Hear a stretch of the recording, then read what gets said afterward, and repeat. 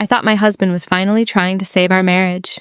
After months of late nights, missed anniversaries, and endless excuses, he surprised me with 2 tickets for a 7-day luxury cruise. "Just you and me," he said with a smile. "No work, no phones. We deserve this." For the first time in months, I believed him. I packed my favorite dresses, bought a new swimsuit, and imagined that this trip would help us fall in love again. The cruise ship was breathtaking. There were elegant restaurants, live music, sparkling pools, and endless ocean views. For the first 2 days, everything felt perfect. My husband Daniel held my hand. He laughed with me. He even apologized for being distant. I thought we had finally found our way back to each other.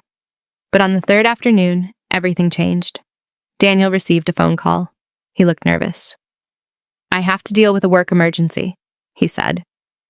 "I'll only be gone for an hour." I was disappointed, but I nodded. I spent the afternoon by the pool. When I returned to our luxury suite, I used my keycard and quietly opened the door. I froze. A woman's suitcase was sitting beside the bed.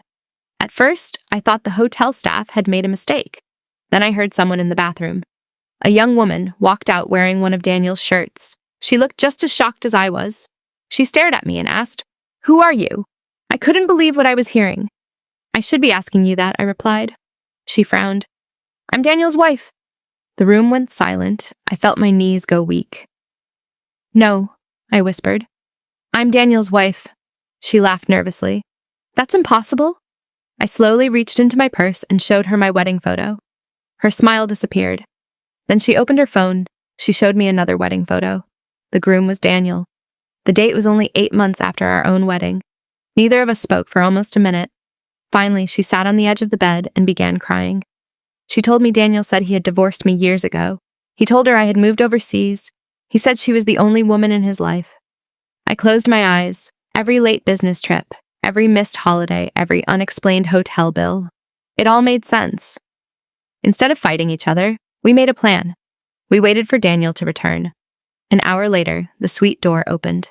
He walked in smiling. The moment he saw both of us sitting together, the smile disappeared. He dropped his room key. Neither of us said a word. I placed both wedding photos on the table. Then I quietly asked, "Which wife are you planning to lie to first?" Daniel tried to explain. He said he loved us both. He said he never wanted anyone to get hurt. But every sentence sounded worse than the last. The other woman stood up. She took off her wedding ring and placed it on the table. I removed mine too. Daniel begged us not to leave, but it was too late. We walked out of that suite together. By the end of the cruise, we had both contacted lawyers. Months later, both marriages ended. Daniel lost everything he spent years trying to hide. Sometimes people believe they can live 2 different lives forever, but the truth has a strange way of showing up when you least expect it.